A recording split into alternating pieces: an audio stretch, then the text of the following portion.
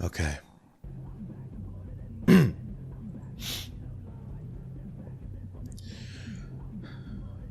My name is Damian Thompson.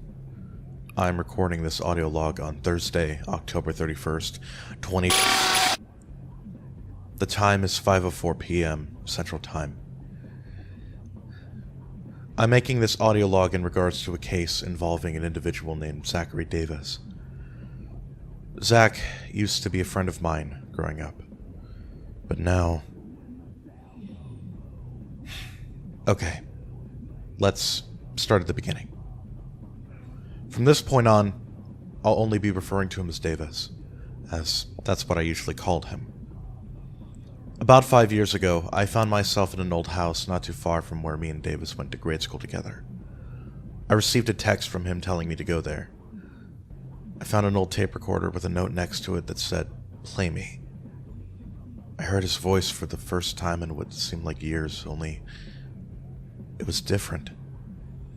The Davis I knew used to sound reserved and timid, but this wasn't him.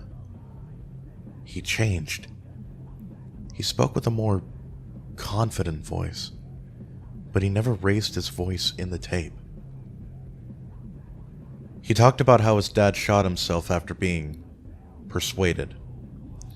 There was also a gun on the table, one that had noticeable blood on it. He put the gun there. He wanted to test me. I felt a strange itch in my mind when I heard his voice, but little did I know at the time that was his persuasion trying to affect me. I was nearly about to pick up the gun when I came to my senses. It was a strange hypnosis. His voice called me to a false sense of security. Looking back, I accidentally discovered I was able to resist his persuasion. I looked around the house and found another tape. He was playing games with me. Somehow he knew I wouldn't pick up the gun. Or perhaps he planned for both scenarios. I can't tell which one is true. I followed his trail for a few years. I got some help from a few friends who worked in the force to find more of these tapes, each one revealing more and more about a friend I thought I once knew. Growing up, me and Davis were close. He wasn't exactly the kind of kid who could stand up for himself. His parents were extremely religious and were harsh on him. Sometimes he would show up to school with marks on his arms and face. The bullies at our school didn't make things any better. Then one day, he didn't show up to school. His parents disappeared somewhere, and I never saw him again. I'd say this was around high school in my freshman year. That only tells me he spent the last decade or more with these abilities.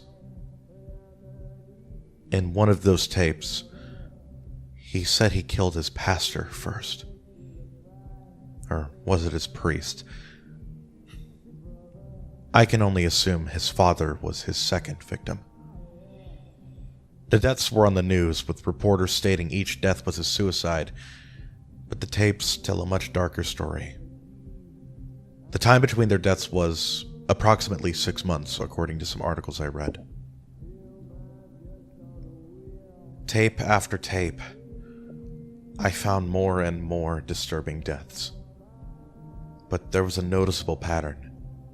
He always went after people who had some amount of evil in their hearts, or at least that's what he says. One of the tapes I found over a year ago mentioned Lila, an old friend from our school days. He made her husband shoot himself in the head in front of her and their kids. I can't imagine how they feel. He knows I'm listening to these tapes, and he's addressing me directly in each one. He thinks that there's some great big sin that I should be killed for, and he doesn't know why I'm able to resist his persuasion. Maybe he feels I abandoned him. Hard to say. I haven't seen him in person in 12 years, but he's seen me. He's watching my every move, leaving breadcrumbs with every tape. He knows that I'm one of the few who can watch or listen these tapes and not be affected, which means he's upping the ante with his twisted theatrics. However, it's been an entire year since the last tape. The one where he made a rich man named Thaddeus Madison enter a wood chipper and get shredded to pieces. It's one of the several tapes that wasn't just audio only. It was entirely visual as well. And it was probably the hardest one to watch. But since then, there hasn't been another tape. Either he's playing games with me or he's hiding and biding his time before another kill.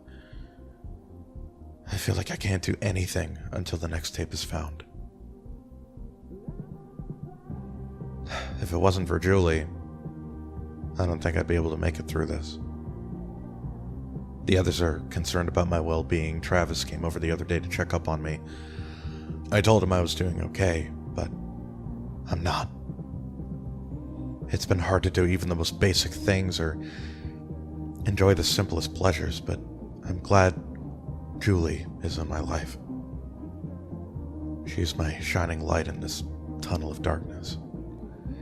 She's been helping me with this investigation, and I couldn't be more grateful, but I feel like a fool for involving her. Or anyone I care about. Regardless, we're still looking for the next tape. We don't know when or where we'll find it, but when we do, it'll probably give us answers we've been looking for. What those answers are, I can't fathom or even want to fathom. But we'll face it nonetheless. The man who was my closest friend died a long time ago and has become a monster. He's after others, but more importantly, he's after me. I won't rest easy until he's stopped. Somehow. I've been keeping this investigation close to my chest, and I've only ever involved a small group of people in this. I don't want to ask any more help than necessary. Unless there's some sort of organization who specializes in this kind of stuff.